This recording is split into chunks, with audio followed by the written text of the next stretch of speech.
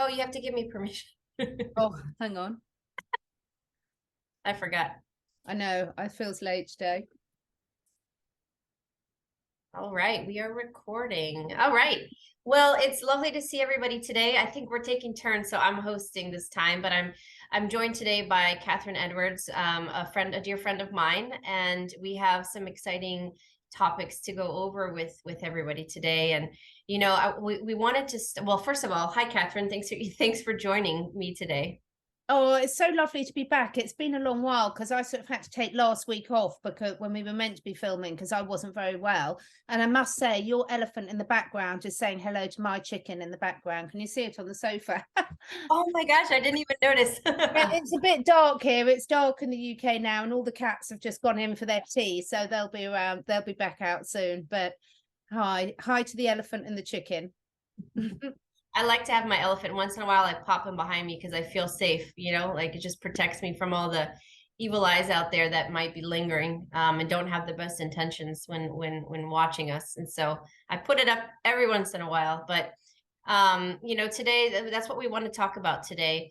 I don't know if it's my eyes, Catherine, but your My voice. camera's gone funny. Yeah, I don't know what's happening. I just noticed with it before, there's something very odd happening with my technology today. The one I filmed before was quite blurry, but I think we'll just I have mean, I to. can see you fine, but Yeah, I don't know why it's suddenly gone blurry. okay. Hopefully it might come back into focus. Okay, well, we'll just keep going on technology. So I want to talk about something today that I think is important, and I have to give you a quick story first to explain the background of it. But about I don't even know how many years ago, but when Mr. T, I'll just say because we don't want to trigger any algorithms, when he came into office a while back. I saw a lot of chaos around the world and a lot of anger and a lot of uproar. And one of the things that I was seeking to kind of figure out, I asked my spirit guides, what's going on with the collective right now? Like, what is this all about? Because we know when the mainstream media is grilling and continuously talking negatively about somebody, there's usually a reason why. They don't want us to see something else. And so I wanted to see what's the reason for this. And the only thing that I got from the universal message was love trumps hate. And at the time I said, well, I don't understand what that means, but I kept on living my life and I figured, okay, well, that's all I'm going to get for right now. So I wrote it down and I just, kept working and being a mother and going about my business. And it hit me about 9 months later, almost a year later, I figured out what it meant. And it had nothing to do with the man himself that I was asking about.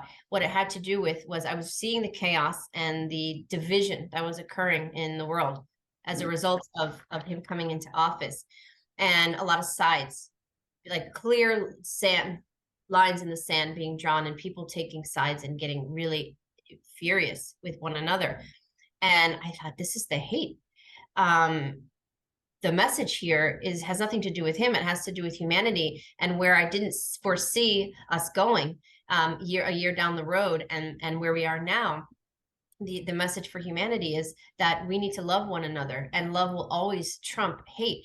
And it has nothing to do with the individual person or people or the groups of people that are driving this negativity. It has to do with the reaction that each individual person, such as myself and such as Catherine and everybody else in the world, has and how they navigate through this challenging time period that we're in as a collective, I think that that's a really important topic right now, especially going into Thanksgiving, because we want to talk about gratitude, which we'll get into. But I think this is a really important message that I was given, that's so simple, but it's so relevant at this time. We need to learn how to love and see through the sea of negativity. How do you find gratitude in that? How do you find the love when your intimate families are separating and spreading apart because one has taken another side than the other, and friendships are being destroyed, work environments are being destroyed, neighborhoods are being divided by who has what sign in the yard.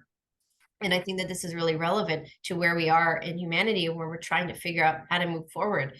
How do we find the positive in all of this? How do we find the love in all of this? So what do you think, Catherine?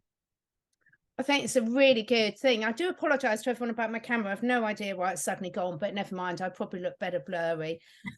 Interestingly, I have just before filming with you come off filming with an amazing yoga guru. It's the second in a series called Guru Dev, and we were talking about the yoga of relationships. And I think it all comes down to this for me in terms of, we talk about love trumps hate, which it does, and only the light can create. But at the end of the day, the fundamental problem is always the fact that we don't love ourselves enough. We don't respect ourselves enough. We can't be transparent to ourselves enough. If we're carrying shame, guilt, emotions, judgments about ourselves, energetically they transfer and everyone else picks up on it. So if I give an example, I've got loads of animals at the moment in the house animals. I've got 5 cats and 2 dogs. Now, the ones, regardless of how new they are to the family, they will migrate to lie next to the calmest, most peaceful member, because that calmness, the peacefulness of whether it's a cat or a dog will resonate out, and the other animals will pick up on it and will feel safe and secure being with them. So my messaging for that is the fact that we are all emitting energy all the time. And it's so easy to say, look at the division, look at this and that, because it's all a distraction from looking at why people are reacting to us like that. So cultural things can be huge. You know, like you were saying, you know, people will have signs about who they're voting for in their states. That just doesn't happen. Hardly ever would you see that in the UK.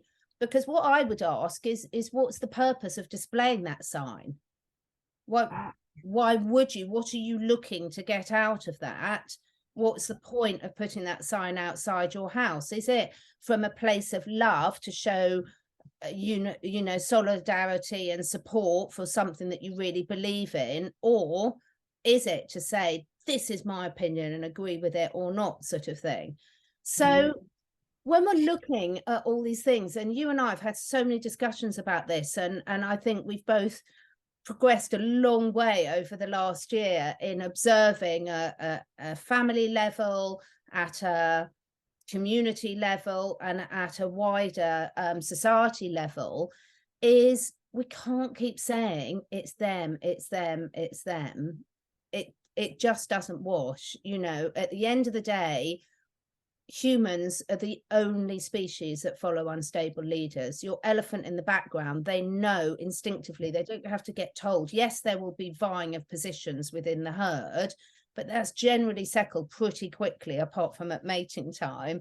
And this is the problem, is like, if we're not stable, if we're not at peace, if we're not truly got that loving intent, not saying we have to be perfect, but if you're really truly intending that vibration out, people will pick up on it and respond differently.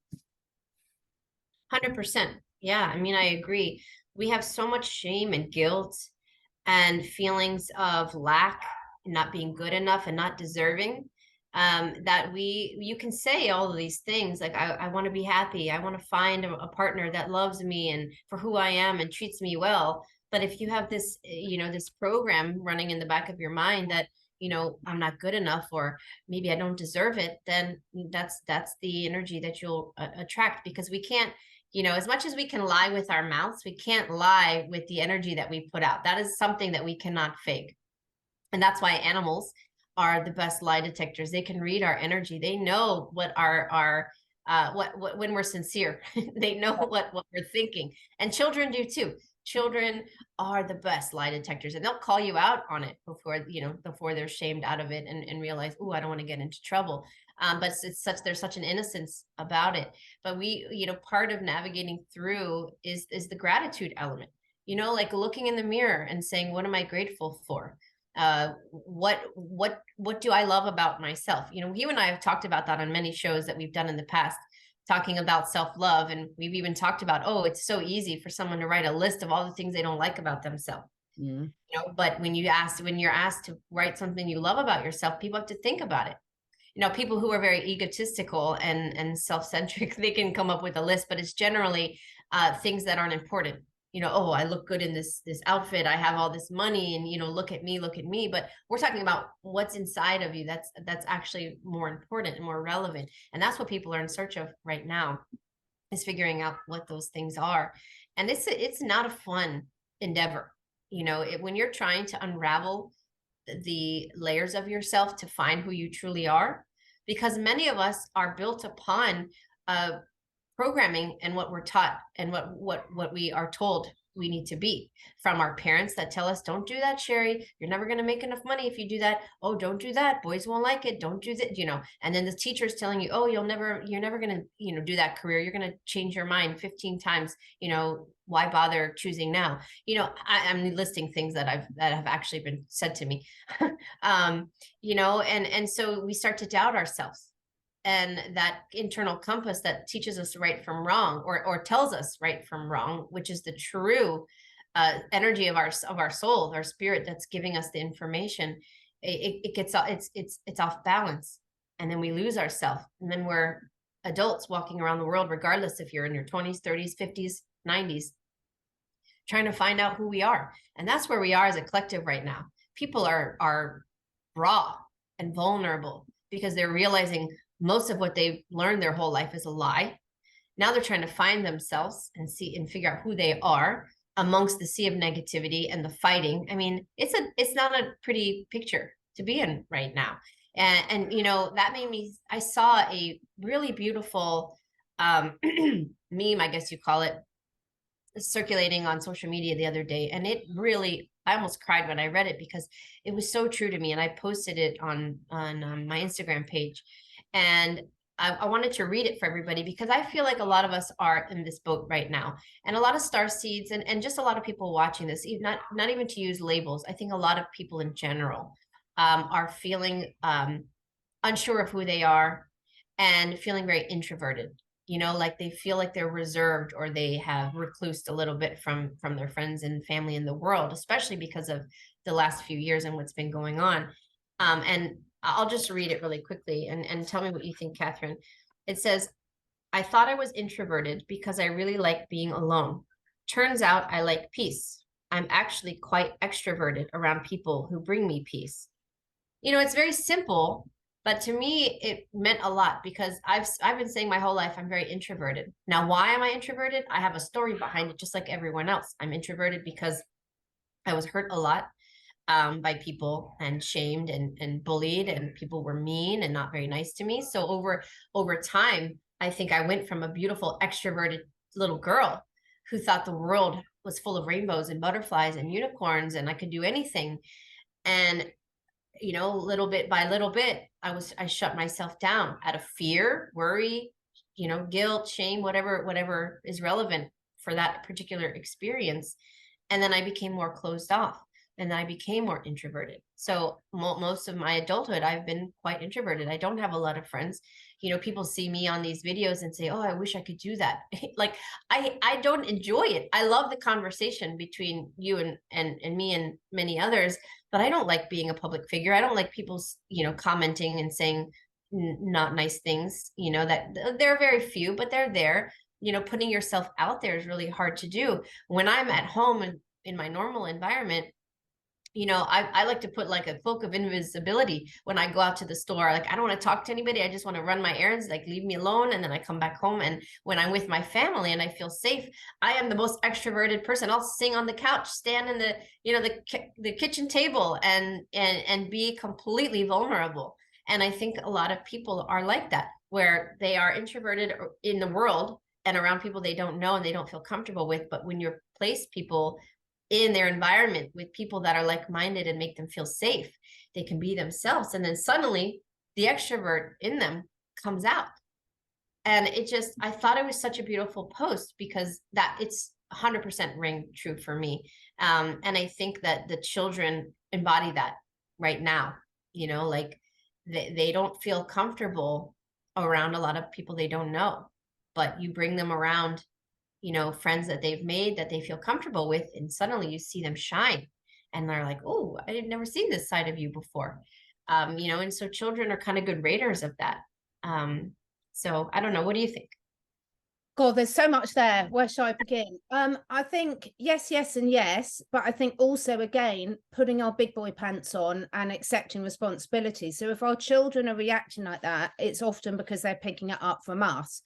So I heard a lovely interview from Dr. Chatterjee, who does a really good podcast over here, and he was saying that with his son, when they go out jogging, his son's sort of quite naturally shy, and he makes a conscious effort to engage with everyone he meets out jogging. Well, probably not everyone, but a lot of people, to make eye contact, to say hi, are you having a good day, and even be prepared to stop if it turns into something longer. And I think, if we go out into the world with those barriers up, that is what we will attract back at us.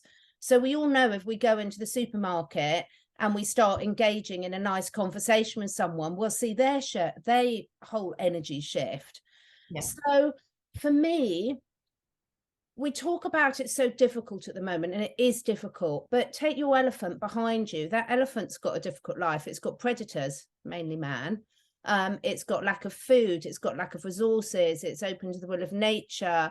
They're on their own, that herd, they've literally have to, their resources that they've got in their environment and with the herd, if one of them gets injured, they can't go along to a hospital and get fixed. So I think for me, the whole language of we're out of humans is completely off. We talk about how difficult stuff is now and we've been lied to, but we could also talk about how much access there is to information now if we want it. When I was at university, that was not that long ago, we had no computers. I was the generation at university that had no computers. We had to go to the library to find our information. We didn't have mobile phones.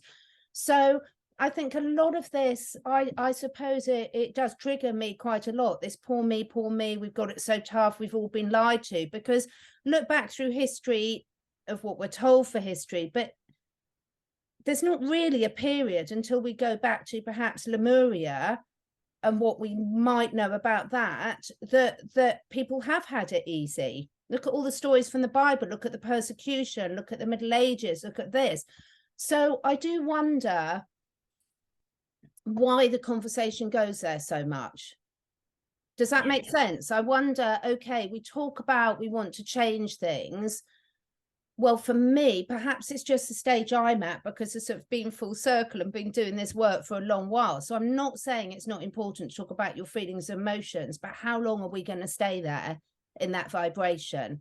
And I don't want to stay there any longer. I want to be having conversations about what we want to be creating, about how we can use the wonderful technology that's available to us to create what we do want. I've heard some lovely talks from people like Greg Braden about artificial intelligence. There's that covers such a huge range of things. There's a lot of medical implants and things that we've been using for years that are artificial, you could label as artificial intelligence, and a lot of people have benefited a lot for that.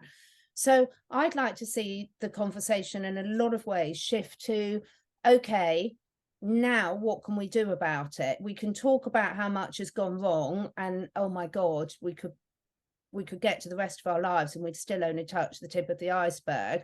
Or we can say, right, what are we going to create, which is what you're doing with the Aramis Creative Learning. Yeah, it's all about flipping the script. It's all about what we choose to focus our energy on. And I have a lot of clients that will spend 8 to 10 hours a day on podcasts and Rumble and all these different resources, and relearning the same thing, different documentaries that say that they, talk about similar subjects.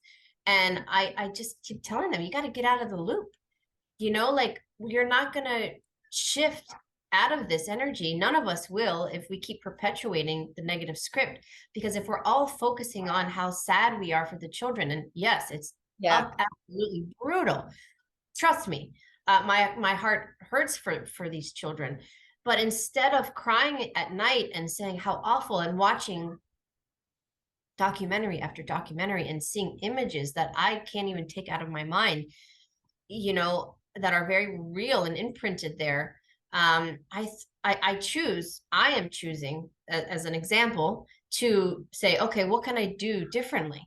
Now, children's education isn't exactly the same thing as children underground. Let's just say that. That's all we're going to say. But it's a start. It's something. How can we help the children that are here now and that are coming in, and what can we do for them for the future? I have my moments where I wake up and I'm just tired and I don't want to live. Like, I'm not saying I'm not going to live anymore, but I just, like, I don't want to do this life thing anymore. I just want to stay in bed, and I want to give up. But then I look at my children and I'm like, I've made you a promise, and I made millions of other parents' children a promise as well. So that keeps me going. I can't give up now. There's no way. So I just keep moving. What And promise when I did you run, make to yourself? well, It's coming back to self-love. Do you see my things? We do, right, particularly as mothers. Again, this has just come up for me time and time again this week. We do make a lot of promises to others and we do things for others. But right. what about what really feeling it and showing that we're doing it ourselves? Because I'm not saying I don't do this. I've caught myself on this a lot at the moment, which is why it's so much of my awareness. And I'm like, wow, how can I be an example to my children about them really fulfilling and fulfilling their dreams if I'm just trying to fulfill my children's dreams or other people's dreams? Do you see it? Yeah. It's the wrong No, message. and it's totally right. And if what I was doing, I don't know how to say that in correct grammar here, didn't fulfill me and make me feel very proud and happy, then yeah, I would be fulfilling my daughter's dream, let's say, because I know she wants to be a teacher, but I don't want to be a teacher. Like, I want to make big changes. And so, I look at them as motivation, Yes. but I genuinely love what I'm doing. I'll give you an example. When I worked I thought my dream job was to work with elephants and be at the zoo because I love elephants and animals so much, right? We've talked about it. I got my dream job at the zoo. We talked about it, I think, in our first chat together. And I was on cloud nine for like 5 years. I've never been until recently. I don't think I've ever been that happy in my life. I just, in general, just having this lovely life at that period of time, and great friends, and just living in this bubble.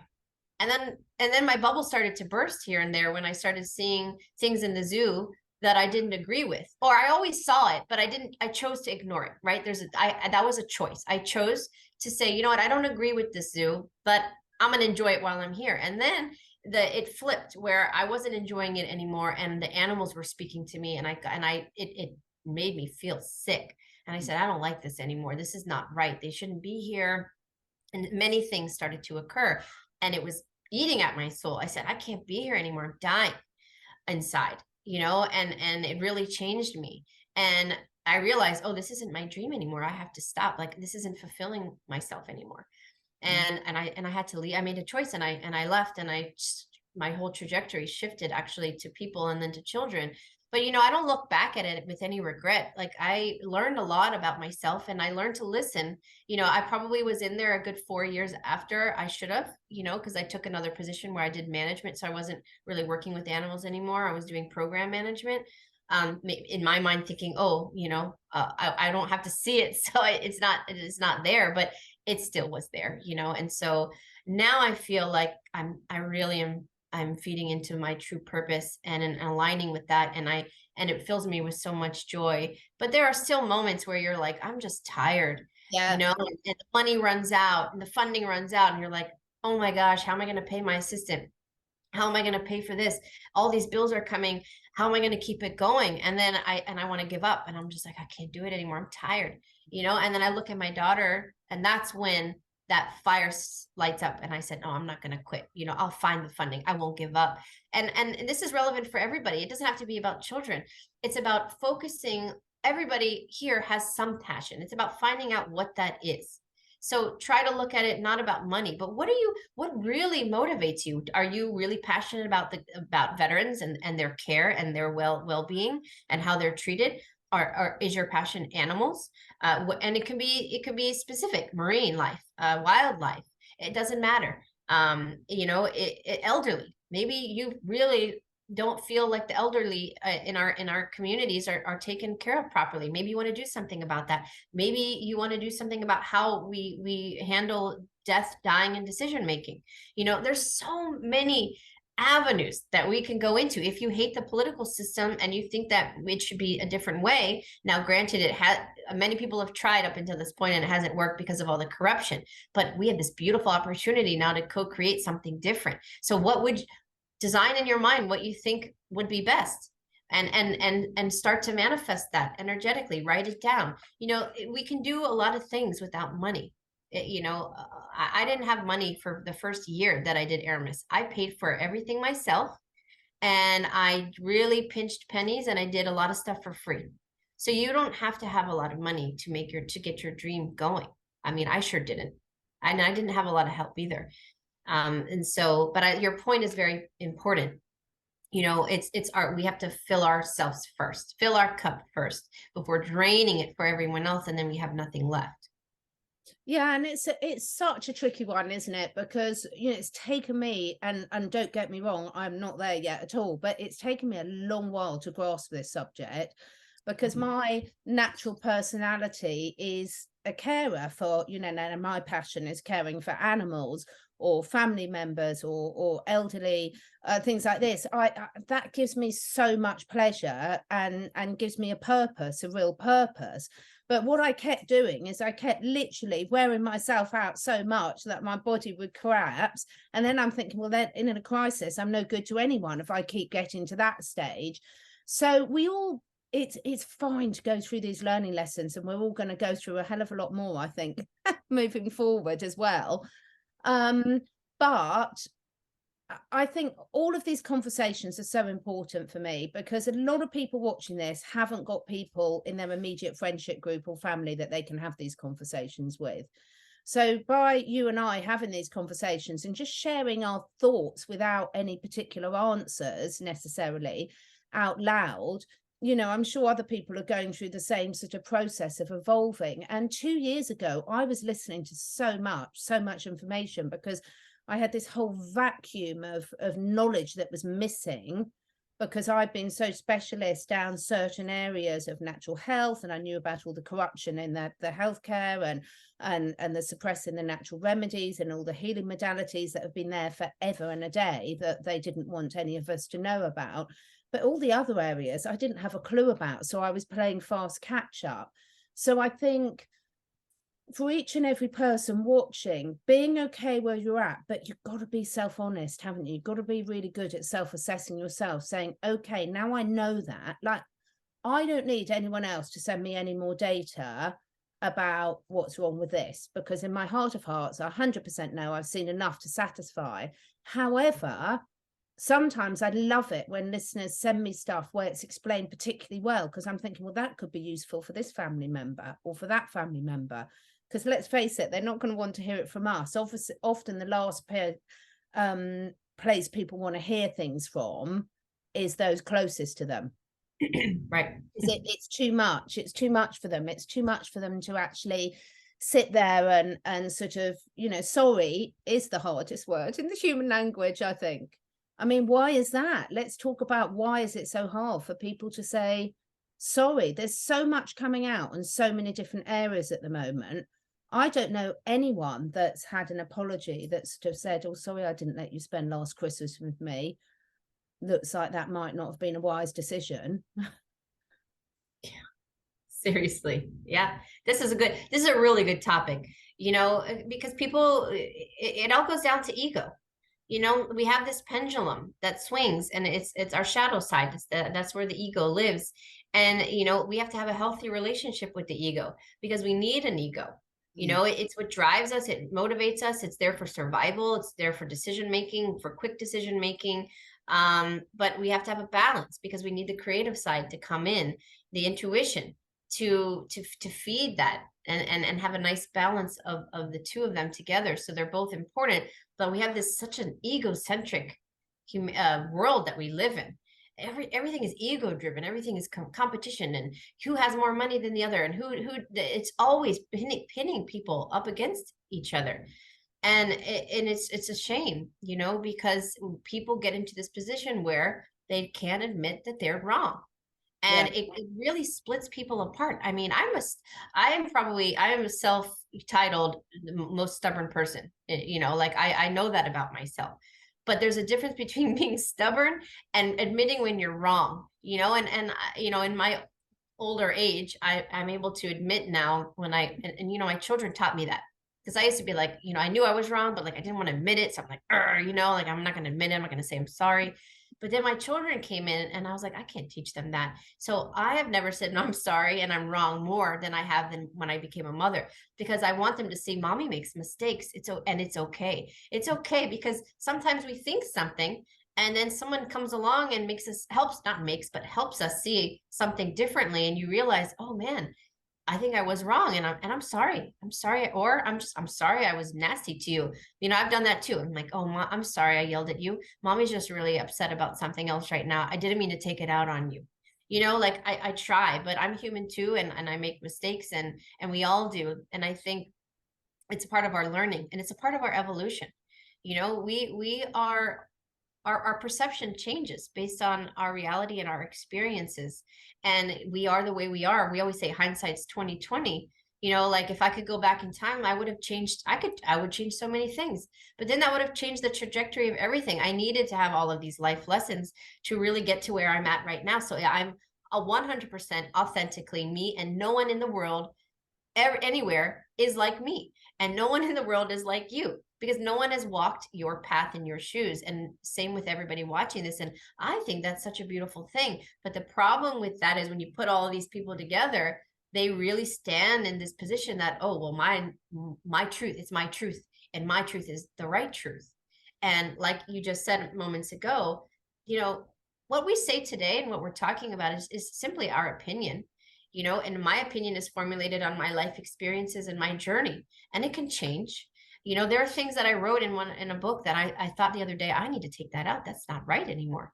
But I was like, you know what, I'm not going to worry about that right now, because how many books did people write 10-15 years ago or longer that they're like, ooh, that's not right, you know. And it's not like it's not like you meant to, or you sought out to give misinformation. But as you evolve and you grow, you realize, oh, like, I'm sure I think like that quite anymore. But that's okay, because that's part of our growth. And I think saying our sorry right now is a trigger, because so many people are fighting about the obvious, you know, things going on in the world, and it's really tearing people apart. And it's a really difficult thing to navigate, because you also can't make someone apologize. You know, some people have a lack of empathy. You know, some people are so hardened by their life experiences, and they hate people so much, and they were traumatized in so many different ways that they literally lost empathy. That's a real thing. I mean, how many people do you know? I certainly have met quite a few that lack empathy altogether and just are completely numb and just walk through life saying, you know what, I don't give an F about anyone else.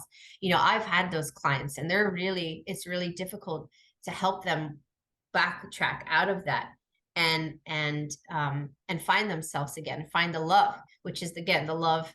You know, love trumps hate. It's all about what we think, and what we attract can really change our reality. Yeah, I mean, we'd be pretty odd if we didn't change our opinions. I mean, you know, anyone who's a teenage girl, you wouldn't expect at my age to have the same opinions as a teenage girl. It'd just be, oh, we go through different stages of our lives and we learn at the pace that's right for us, or not, as the case may be. Because equally, you know, there are a lot of opportunities that are available to us, and we'll be drawn to different things at different times. But we've all got different life pressures. You know, if you're young parents looking after, you know, 2 or 3 young children, you haven't got a lot of time on your hands, so you're going to have very different priorities to someone, say, when their children have left home, or if you haven't got children. So I think embracing the fact that we are all meant to be completely different, as you said, you know, we're not all meant to have the same information. The biggest thing that's pissed me off over the last year, excuse my language, but it's people saying, hello, come on, the information's out there. Well, it's the information's out there because you happen to be in a situation where you've got time in your life to go and do this. Don't project your situation on other people. Other people might have different priorities. They might have a dying relative. They might be about to lose their job. They might have a flood in their house. I mean, look at how many people have been affected by that over the different countries over the last few years. There's so many different things, as you say, we don't know. And I think I don't understand. I suppose it comes back to me. My big realization is that every time we want to have nice, interesting conversations with people, but if it's really getting down to the nitty gritty, really, who cares what your politician's doing? What are you doing for your community? What are you doing for your family? What are you doing for yourself, for your inner work, so that you're a nicer person to come be around, so that people do feel safe in your presence? They do feel that they can express an opinion that's different to yours, and that you actually will be genuinely interested, not reacting. You know, you get two dogs that meet out in the common and they can read each other's energy from so far away, not right close. And that's what people are doing to us. They're reading our energy. And most of us are a lot better at this than we think we are, which is why we respond to different people in different ways. And it's not always our fault. You know, sometimes someone might be dealing with a lot, so how they react to us might be their baggage that they're holding on to. But it is really quite important to say, did I open up in a loving way to that person, which meant that they did feel safe to express an opinion that they might know is very different to mine. Absolutely. And you know what? That brings up a good topic that I wanted to talk about today, actually. That just reminded me. I'd like to talk a little bit about bullies. Yeah. You know, when we think about this is important right now, because when we think about bullies in general, you know, majority of people think, oh, when you're in, you know, grade school and you're bullied by another young person. But you know, we have a lot of bullies in that are adults, that are on TV, that are on podcasts and on YouTube and in your community and at the schools and in your neighborhoods and in your families. And I think it's really important that part of what we're saying today is self-love and self-care is empowerment. You know, standing in your power. That is a big theme right now for humanity, is getting, and when I work with clients, it's like, okay, how can we help you get your power back? You know, you've lost that power. You stand in the mirror and say, I am beautiful, I am strong, and you know, all the affirmations and all the different things that you can do. But bullies take your power. You know, bullies only have power because you give it to them. And how many movies do they depict that, where you stand up for yourself and the bully's like, ooh, you know, but the thing about it is there are bullies in our life, and sometimes we give them passes, and we allow them to act a certain way because, oh, it's my sibling, oh, it's my spouse, oh, it's my parent, oh, it's my whatever, you know. And you can't have a bully in your family and in friendships. And we need to start looking at our relationships and seeing if there's a balance, or are you being taken advantage of, or are you being bullied by somebody who is making you think a certain way, or not allowing you to do what you want to do. You know, it's about standing in your power, because bullies don't stop at age 9. You know, generally bullies stay bullies their whole life, or life hardens them up and they become bullies later because they were bullied as a child and they suddenly are like, oh, I don't, you know, they completely reverse, and then they become bullies themselves out of self-preservation and survival and protection. And I'm my biggest pet peeve, I think, in life in general, are bullies. I don't stand for it. I have a zero tolerance policy. And I think that's because I was bullied so much as a child, because I moved around a lot. I was a skinny little, you know, little kid, looked weird, and I was weird and different. And they like to take advantage of that. And you know, the sad thing about bullies is that they generally are sad themselves and angry because they are being abused at home, or they are being neglected, they're not getting love. And you know, I always felt bad for the bullies. It's not like I didn't hate them. I always thought, you know, what's happening to that poor child at home, you know, to make them so mean, you know. And I realized that not everybody had the love, you know. Like, Not every child gets that love from their mom and dad. You know, the hugs and the kisses and the I love yous. You know, a lot of them don't get that. A lot of parents are cold. They don't have time. Maybe they didn't want to have children. And that's the sad thing about the world, is we never know what someone's journey has been to make them the way they are. And that's why I have a chapter in my book called Forgiveness, how it's so important about thinking about things from a different perspective, and perhaps forgiving somebody for not the action that they did.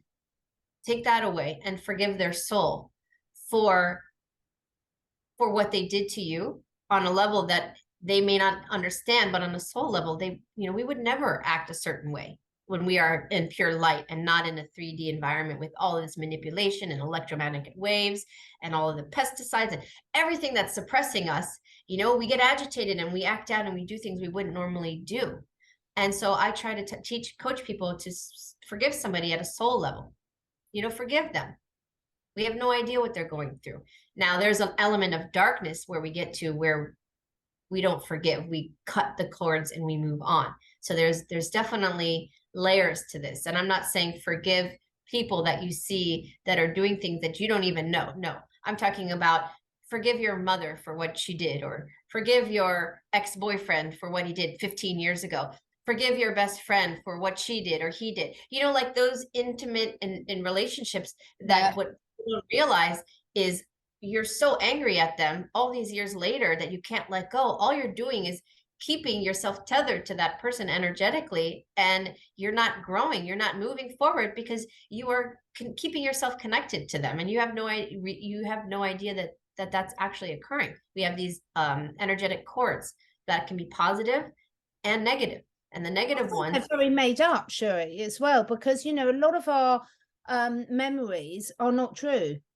I mean, there's so many scientific studies that have shown this, that a lot of what we remember, it's a bit like the Chinese whispers. They can get exaggerated, they can get this, and obviously the opposite can happen as well. They can be so traumatic you can completely suppress them. But there's so many different layers to that. But if things have happened in the past, they're in the past, so you're not that person anymore. So forgiving yourself for attracting that into your life in some way or form. If everyone's talking about the spiritual journey, and if we believe that we attract into our lives, we've got to take that we've attracted the bad stuff as well as the good stuff, however innocently.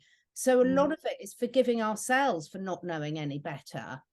Because how many children are vulnerable, animals are vulnerable, there's a reason why you don't have certain awarenesses at certain times, and you are when you're younger, or if you're an animal that's dependent on a human or a child, you have to forgive yourself for anything that's happened there, because you couldn't necessarily do something about the situation.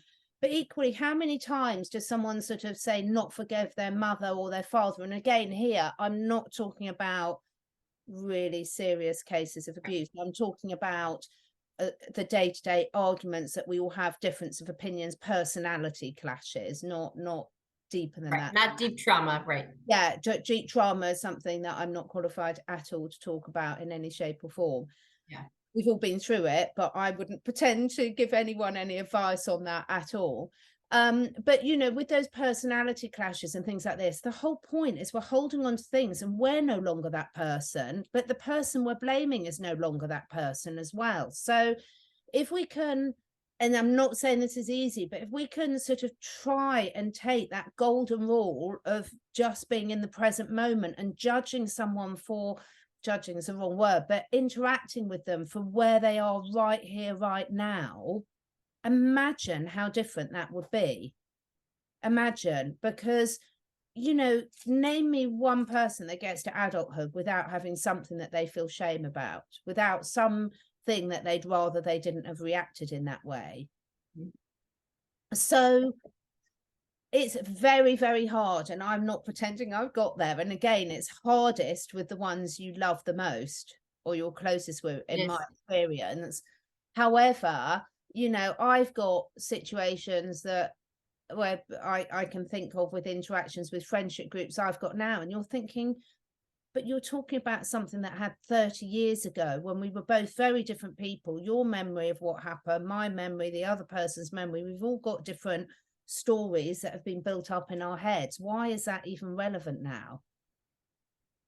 It's a shame, isn't it, how much time we humans spend in the past. Doesn't mean we can't learn lessons and adapt our behavior from it, but if we keep going back there, it's just torture for everyone involved, and to me serves absolutely no purpose whatsoever.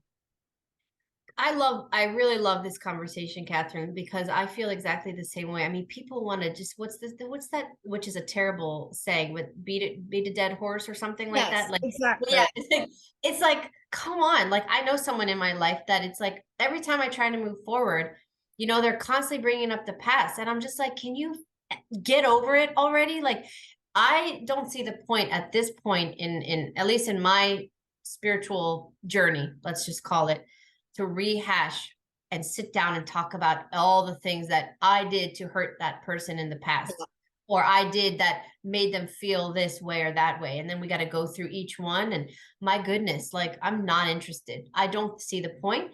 And because again, it's like, we can't change. I can't change what I did to offend you back then. Yeah. So no matter what I say now, what is it really going to change? What does it matter? It's, can we just move forward? Can we meet somewhere in the middle? Can we recognize that we're different people now? And how can we move forward? And I think that is really important, what you just said, because so many people are stuck in the past. And it's like, again, they're in that loop again that I always talk about. Get out of the loop, break free from it. It really is our choice. We can choose. And the whole bully element, circling back really quickly, you know, don't engage. I could easily get sucked in. You could easily get sucked in to the drama and those bullies. But I literally take their power away with one swoosh of, I'm not going to engage with you. I'm not going to even respond. I don't respond. I don't engage with the bullies. And the bullies know who they are, you know, and somebody that's a supposed spiritual guru who's saying negative things about other people. I'm sorry, that's an oxymoron. That's complete clash. You know, like, and you know, God, I think we should all just have a mass powwow of just, you know, saying sorry, move on, and then deciding whether you're right for each other in their lives now. That's why I love my friendship with you, because I just love the fact that we can just be really, really honest with each other. And, you know, we don't feel the need to agree with each other. I mean, I learned something from every single conversation we have. And, you know, I can also recognize how I respond differently. Like this week, I've had a week of feeling really, really ill, really, really ill. I've had a week of not sleeping, being really, really ill. But this is where the gratitude comes in, because now I'm feeling better again. Everything is wonderful, because when you realize, do you know what? A lot of the petty things I was worrying about just really are that petty. I'm so grateful I'm feeling better now, and I've got my mojo back and everything. You know, sometimes this is where these awful things, not that that was awful, me being ill, but you know, when these things hit us, and that's where hindsight is a wonderful thing, because you can look back and you can say, now I can see why that was a benefit of me. How many times do we have people that have had cancer or horrendous illnesses, and they come out the other side and they say, I wouldn't change it because of what I've learned from it. We hear this story over and over again. And, you know, if you've hurt someone in the past, well, you were in a different, that you'd have had your reasons. They'd have had the reasons, what the truth is and what it was. What's the point? You can't go back to that thought process of where you are. I can't go back to what I might have said to someone when I was 15 years old, because I can't step into that person anymore, because I'm so different from that person now. I don't know what was going through their mind then. I could guess, but I wouldn't know what was going through my mind then, because everything about my situation was different. And this is why so many elders are respected in so many areas of the world. They're respected because, yes, you change as you get older. You know, you rely often less on your physical prowess and ability and looks, and more on that wisdom and those lessons that you've built up over life. And I think, you know, right at the start of this, someone that I don't even really speak to anymore, for various reasons. But, you know, when we were all talking about our aspirations of what we wanted to do, it still sticks to her. And if she's watching, she'll know she is. She said, well, what I really want to do is drive a bus around with old people and take them on nice days out.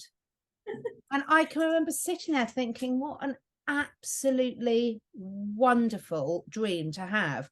I don't, you know, oh, I want to own an island, or I want to do this, or spend my life traveling around. Okay, whatever's right for you. But how valuable is that dream to want to just get a little minibus and drive old people around on lovely days out? How beautiful is that? I love it. And that's the thing, like, it doesn't have to be a grand gesture. You don't have to be changing the education system. It could be so simplistic, but such a beautiful gesture, just like that. It doesn't have to be life-changing and this grandiose thing. It's the simplicity. I think that's such a beautiful example. And that's another topic that gets me going. Maybe we can finish with that today, is the elders. We have to honor the elders. And that's one of the biggest messages that the children have taught me over the years. The messages that I get from them is that we really mistreat our elders. And, you know, we are different people when we are the grandparent, let's say. And you know, you have a lot of life experience, and you look back and you change and you shift, and that's called wisdom, you know. And when you place a child with the grandparent, for instance, as an example, they have so much wisdom to share. They're so much more patient. And, you know, a good example of this is my husband's family. You know, he's an Iranian family. So when he grew up, you know, his dad was very strict and stern, and, you know, it is what it is, right? Beautiful man. But as a grandparent, though, he like smiles like the just, you know, here to here. And he treats these children like they're just God's gift, you know. And my husband's like, you know, how come you weren't like that with me? You know, and he sees them interacting with this man that's like that's grandpa, but like not what the experience that he had. But if you think about it, you know, when we're parents and we're young, we are stressed about money and providing, and it's just, you know, you're in a different mentality. But grandparents, they're most of the time, okay, not everybody, but let's just say most are retired, and they have more patience, and they've had a lot of life and knowledge and wisdom, and so they are different with their grandchildren than they were with their own children. I mean, my grandmother was treated me like the same. I was her world. My mom would say the same thing. Oh, she was never that nice to me, and this, and, you know, so not everyone, but many people experience that. And unfortunately, part of the negative matrix that we're in, of manipulation and struggle, is to divide. It's like everything is designed in this world, at least for the Americans, let's just say, because I know a lot of indigenous people and a lot of cultures, like the Latin American culture and the Asian cultures, don't do this. But in America, they really shift the trajectory of throwing old people into these homes. Oh, look, put them in this old center, you know, and this senior life, and it really disconnected them from the family. So the children aren't spending as much time with the grandparents, and they're severely neglected, many of them, the grandparents, and we're losing that bond where the grandparents can teach the young ones, share the wisdom. And it's a huge injustice. And I think that that's part of the plan. It has been part of the plan, so that we don't carry on that knowledge to the next generation, because they're split them up more. And it's very, very sad. I'll make you laugh. One of my cats came in last night, and I was cuddling her and going like this and singing her the lullaby that my grandma used to sing to me when I was, you know, one of my earliest memories. And I can still remember every word. And I was laughing, and I was thinking, Nanny, you'll be looking down on heaven and remembering this.